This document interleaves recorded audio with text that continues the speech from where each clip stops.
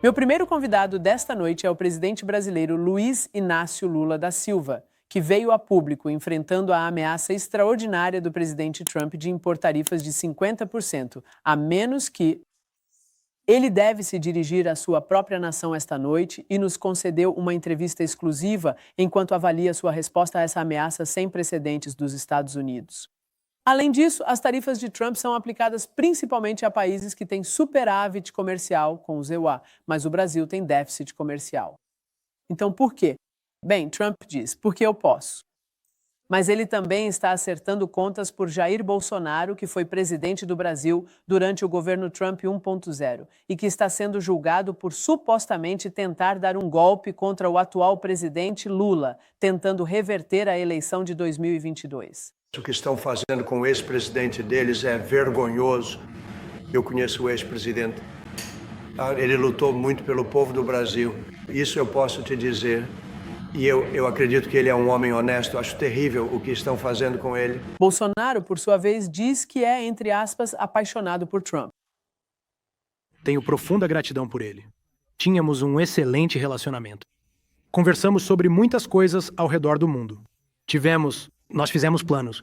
Parece que a gente até estava namorando com muitos planos para o Brasil. Ele me tratou como um irmão.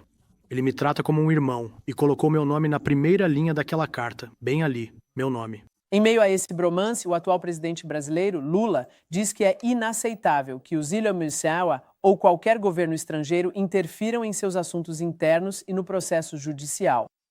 Mas quando ele conversou comigo de Brasília, também disse que a melhor maneira de discutir qualquer questão comercial é em torno da mesa de negociações. Senhor presidente, seja bem-vindo de volta ao nosso programa. É um prazer, Cristiane.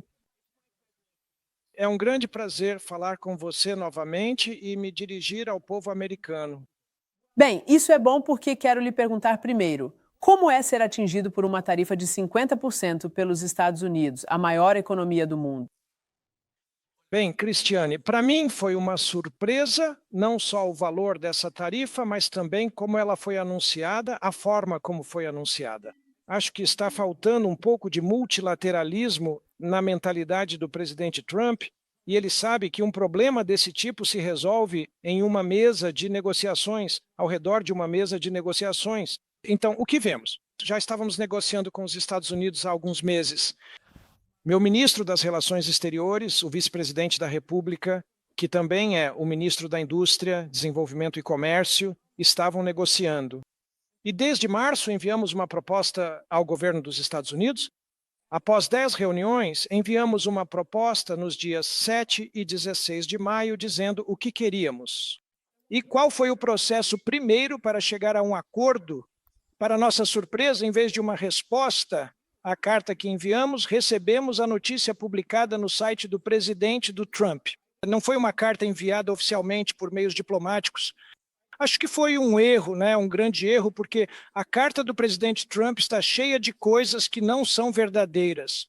Antes de tudo, no sistema judiciário no Brasil é independente. O presidente da República não pode interferir no poder judiciário. Segundo, o déficit comercial, isso não é verdade. Os Estados Unidos, nos últimos 15 anos, têm um superávit de 410 bilhões de dólares em relação ao Brasil. E em terceiro lugar, se formos cobrar um imposto alto no Brasil, isso é um problema do governo brasileiro. Se cobrarmos um imposto alto e eles não concordarem, podemos estabelecer uma negociação com o governo. É assim que o mundo funciona com o multilateralismo, é assim que o comércio mundial funciona e como o Brasil atua. O que não podemos ter é um presidente Trump esquecendo que foi eleito para governar os EUA. Ele foi eleito não para ser o imperador do mundo. Seria muito melhor estabelecer uma negociação primeiro e então chegar a um possível acordo, porque somos dois países que tivemos reuniões muito boas e temos boas relações há 200 anos. E assim ele está rompendo com qualquer protocolo, qualquer liturgia que deveria existir nas relações entre dois chefes de Estado. Foi muito desagradável. Estamos tentando conversar com as pessoas de lá, mas também estamos nos preparando para dar uma resposta a isso. O que venho dizendo publicamente é que usaremos todas as palavras que existem no dicionário para tentar negociar. É assim que vai funcionar. Lamento que dois países que têm uma relação histórica de 201 anos prefiram estar brigando por meios judiciais porque um presidente não respeita a soberania do outro presidente. Agora, senhor presidente, aparentemente o presidente Trump está dizendo que ele, discorda da investigação e do processo judicial do Brasil contra seu antecessor, o presidente Bolsonaro. Isso foi o que o presidente Trump disse. Isso não é nada mais, nada menos do que um ataque a um oponente político, algo sobre o qual eu sei muito. Aconteceu comigo 10 vezes. Qual é a sua resposta a isso? Bem, a minha resposta a isso é que o poder judiciário no Brasil é, de fato, um poder completamente independente. O presidente da República não tem qualquer influência. Com o Supremo Tribunal Federal e os ministros são aprovados pelo Senado. Eles tomam posse, têm independência e cuidam da nossa Constituição. Bolsonaro está sendo julgado não porque ele é um opositor ou oposição política. Eu venci 3 eleições neste país. É importante lembrar disso, que aqui, em cada eleição que eu venci, eu perdi 3 eleições anteriores e venci outra. Então, eu vou participar de 5 eleições e nunca antes, neste país, alguém levantou essa questão para tentar um golpe de Estado como Bolsonaro fez. Não, ele não está sendo julgado pessoalmente. Ele está sendo julgado pelos atos, ele tentou organizar um golpe de Estado e ele ameaçou secretamente a morte, ele planejou a morte do nosso vice-presidente, de mim mesmo e do presidente do Supremo Tribunal. Ele poderia estar sendo julgado só por isso. E o procurador-geral denunciou ontem, ele será condenado e eu acredito nisso. Cristiane, eu gostaria de dizer algo ao povo americano. Se Trump fosse brasileiro e se ele tivesse feito o que aconteceu no Capitólio, ele também estaria sendo julgado no Brasil. E possivelmente ele teria violado a Constituição, então, de acordo com a Justiça, ele também poderia ser preso se tivesse feito isso aqui no Brasil. Bom, eu tenho que dizer neste ponto, porque eu tenho que dizer que o presidente Bolsonaro nega todas essas acusações. Mas indo direto ao ponto, seu filho Eduardo, que é, acredito eu, um membro do seu parlamento, esteve nos Estados Unidos fazendo lobby por sanções, mas ele estava pedindo sanções contra o ministro do Supremo Tribunal Federal. Então, Trump, depois de pensar sobre isso, na verdade, impôs sanções ao seu país inteiro de 200 milhões de pessoas, no caso dessa tarifa de 50%. Seus opositores têm... Bem, Bolsonaro tem tentado conseguir esse resultado e eles querem que você retire as acusações. Bem, antes de tudo, é importante ressaltar que não é o presidente Lula quem está acusando diretamente o ex-presidente Bolsonaro. É o Ministério Público e o Supremo Tribunal Federal é quem vai decidir. É importante lembrar, Cristiane, que fui julgado pelo mesmo tribunal, o mesmo Supremo Tribunal Federal em que perdi 3 eleições anteriores neste país e nunca questionei nada. Eu me preparei para a próxima eleição, caso perdesse uma. Ele sabia que iria perder a eleição. Quando eu estava na prisão, as pesquisas diziam que eu venceria a eleição futura. Agora ele está dizendo que foi roubado. E em seguida tentou um golpe de Estado e como covarde fugiu para os Estados Unidos antes da minha posse, sem entregar o poder. Então este é um país que merece respeito. E o presidente Trump tem que respeitar a soberania deste país. A soberania do Supremo Tribunal, a soberania do Poder Legislativo, né? O poder do Executivo, assim como eu respeito a soberania dos Estados Unidos. É importante lembrar que a supertarifa também vai criar problemas para o consumidor americano, para o povo americano, não apenas para os brasileiros. Eu vou tentar resolver os problemas aqui no Brasil. Estamos conversando com os setores empresariais, com os produtores agrícolas, com os pescadores, com os sindicatos. Vamos encontrar uma solução e vamos dar uma resposta, não de imediato. Vamos enviar uma carta oficial por meio da via diplomática do presidente da República do Brasil ao presidente Trump para mostrar que respeito é algo muito importante. E eu gosto de demonstrar respeito e gosto de receber respeito. Como você sabe, o presidente Trump já ameaçou grandes tarifas de 50% em um determinado momento sobre a China, depois voltou atrás, 50% em um momento sobre a Colômbia, e então a Colômbia concordou com as exigências de Trump sobre deportados. Pessoas e países não querem provocar o presidente Trump porque acham que isso será ainda pior para eles mesmos e para suas economias. Qual é o seu plano econômico B se você não concordar com o que o presidente Trump está exigindo e se for atingido por uma tarifa de 50%? Quem será o seu mercado? Como você sobrevive? Cristiane, primeiro de tudo, se eu fosse responder a você qual é a minha estratégia, não, isso não vai funcionar. Então, não posso te contar minha estratégia, o que estamos discutindo. Só queria te dizer uma coisa, Cristiane. Você sabe, em 2 anos e meio de mandato, criei 379 novos mercados para produtos e serviços brasileiros. Tenho viajado muito para o exterior e estamos fechando um acordo com a União Europeia. Teremos um acordo com os países asiáticos e um acordo com o país latino-americano. Vamos conversar com o México e vamos tentar buscar novos parceiros comerciais, mas ainda assim levaremos em conta a importância que os Estados Unidos têm para nós. Eu nunca imaginaria arrumar uma briga com os Estados Unidos. Nunca. Você sabe muito bem, tive uma relação extraordinária com todos os ex-presidentes, desde Clinton, Bush, Obama até Biden. E espero ter uma boa relação com o presidente Trump também. Agora, o que é importante levar em conta é que é necessário respeitar a soberania de cada país. É preciso respeitar o que acontece dentro de um país para falar sobre o desmatamento no Brasil. O Brasil é o país que leva mais a sério a questão das mudanças climáticas. Nós reduzimos em 50% o desmatamento na floresta tropical amazônica. E meu compromisso até 2030 é ter desmatamento zero na Amazônia. E espero que o presidente Trump venha à COP30, porque será no coração da Amazônia, e assim ele virá conhecer a floresta amazônica. E antes de tudo, vamos descobrir se os líderes estão falando sério, se eles realmente estão preocupados quando vierem à COP30. Quero ver se a liderança mundial está entendendo que os cientistas estão certos quando dizem, ou eles vão achar que é só uma mentira, e isso não está acontecendo. É isso que precisamos descobrir na COP30, porque os países ricos prometeram, em Copenhague, em 2009, criar um fundo de 100 bilhões por ano para ajudar os países em desenvolvimento, os países pobres. E até agora nada saiu desse fundo. Agora, já são 1 trilhão e 300 bilhões de dólares esse fundo, se ele tivesse sido atualizado. Então, Cristiane, o que eu acredito é que minha vida política eu nasci como um negociador, eu fui um líder sindical. Eu participei de greves, participei de muitas assembleias de trabalhadores, mas tudo terminava na mesa de negociação. É na mesa de negociação que resolvemos as questões e é na mesa de negociação. É muito mais barato do que ir para a guerra. É muito mais barato ter um confronto. Você não destrói nada. Sob negociação e também não teremos nenhuma perda de vidas.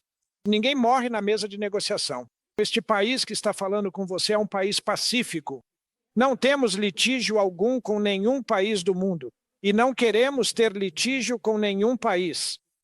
Queremos resolver o problema ao redor da mesa de negociação. É por isso que enviamos, no dia 16 de maio, as propostas para o governo do Zé Pia. Você fala e nos lembra que foi um negociador. O presidente Trump também é. Ele gosta de se chamar de um grande negociador. Certamente, isso significa que os dois presidentes, você e ele, deveriam ter espaço para resolver essa questão. Mas, você sabe, você é progressista de esquerda, ele é de direita, e tudo isso. Talvez suas políticas simplesmente não combinem, mas há algo acontecendo entre vocês. Você disse que o comércio do Brasil com o Zeara representa 1,7% do seu PIB total. Não é como se não pudéssemos sobreviver sem os Estados Unidos. Foi isso que você disse à televisão brasileira esta semana. Você acha que seu país, e talvez outros, como os BRICS e outros países, vão conseguir se proteger de Trump? Em outras palavras, criar um mercado separado, ou seja lá o que for, para se proteger desse tipo de tarifa unilateral dos Estados Unidos? Bem, Cristiane, deixe-me te dizer algo de forma bem direta e clara para que não haja dúvidas. Eu não sou um presidente progressista. Eu sou o presidente do Brasil. Eu não vejo o presidente Trump como um presidente de extrema direita. Eu o vejo como o presidente dos Estados Unidos. Ele foi eleito pelo povo americano, então não importa se eu gosto dele ou não. Se eu gosto dele em termos de ideologia. O que importa é que ele é o presidente dos Estados Unidos e eu sou o presidente do Brasil. E somos eu e ele. Então, o melhor do mundo seria sentarmos à mesa e conversarmos. Isso seria o melhor do mundo. Mas agora ele demonstrou que não está interessado porque acha que pode fazer o que quiser com as tarifas. A segunda questão é que ninguém que queira se afastar dos Estados Unidos, ninguém quer ser livre como o ZEU. O que queremos não é ser reféns do ZEU, queremos liberdade. Não queremos ser reféns do ZEUA, queremos liberdade para o comércio. E por isso é importante lembrar que representamos 40% do comércio internacional no mundo. E é importante lembrar que temos 25% do PIB mundial e, além disso, temos quase metade da população do mundo. E por isso não queremos brigar com ninguém. O BRICS não foi criado para brigar com nenhum país. O BRICS foi criado para que nós, que nos consideramos iguais, possamos discutir de maneira pacífica nossas questões. É assim que buscamos a paz na Ucrânia. Foi assim que buscamos a paz em Gaza. É assim que queremos a paz no continente africano, especialmente no Congo. Sim. O Brasil não quer alimentar nenhuma guerra, nem participar de qualquer tipo de conflito ou guerra. Ok. O Brasil quer paz e negociar. É importante que o governo do ZEU saiba disso. Certo. Então eu queria perguntar se você sente alguma simpatia ou tem algum conselho para o presidente Trump em relação ao presidente Putin. Você acabou de falar sobre querer paz na Ucrânia. E você conversou com o presidente Putin quando foi comemorar o fim da Segunda Guerra Mundial em Moscou, neste ano. Você sugeriu que poderia mediar, mas também viu que o presidente Trump tentou convencer Putin, tentou se mostrar como um negociador e mediador, e Putin absolutamente não respondeu. Na verdade, fez exatamente o oposto, e Trump está ficando muito frustrado. Você também não teve sucesso com Putin no que diz respeito a acabar com esta guerra. Que conselho você daria agora ao presidente Trump, a si mesmo e a qualquer outra pessoa que queira tentar acabar com esta guerra sangrenta? Fiquei muito feliz quando o presidente Trump disse que iria negociar com o fim da guerra com Putin. Fiquei feliz com isso. Embora eu tenha divergências com Trump, fiquei feliz que o presidente Trump estivesse disposto a parar a guerra. Agora, esta semana, ouvi que ele vai vender mais armas. O mundo é muito estranho, Cristiane. O mundo aumentou. Os países da OTAN aumentaram em 5% o gasto militar do seu PIB e a compra de armas. E temos 733 milhões de pessoas morrendo de fome. E outras que não têm assistência médica e outros milhões que não têm água potável e não têm saneamento básico. Então, todo esse dinheiro que está sendo destinado à compra de armas deveria ser destinado para acabar com a pobreza extrema no mundo. E quando os países em extrema pobreza se desenvolverem, eles podem comprar dos países ricos. Mas nem mesmo essa ideia eles conseguem entender. Então, acredito que seria importante compreender que não há interlocutor para resolver a questão da paz. É necessário que a ONU assuma a coordenação. A ONU precisa assumir a coordenação e Putin e Zelensky concordam com isso. De ter uma coordenação de um grupo de países amigos que possam desenvolver uma proposta alternativa ao que eles querem. Caso contrário, esta guerra não terá fim. E eu espero sinceramente que o presidente Trump, ao invés de vender mais armas, seja mais cuidadoso e tente buscar a paz.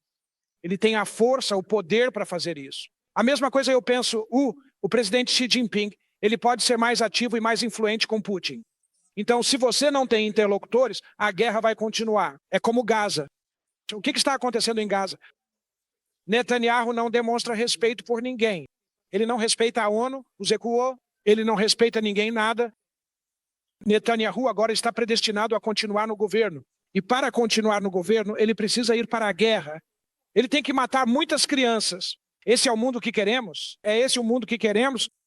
A China, Rússia, França e Inglaterra fazem parte do Conselho de Segurança da ONU. Onde estão agora? O que estão fazendo? O que o Conselho de Segurança da ONU está fazendo? Os membros permanentes do Conselho de Segurança da ONU, o que eles estão fazendo? Eles não resolvem nada. A quem eles estão ouvindo? Com quem eles estão falando?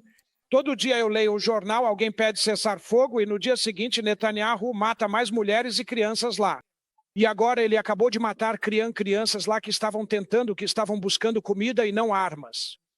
Onde está a governança mundial que deveria intervir? Nós precisamos de uma governança mundial feita pelos 5 membros permanentes do Conselho de Segurança da ONU. Todos esses 5 países têm armas nucleares, e todos eles estão envolvidos em guerras.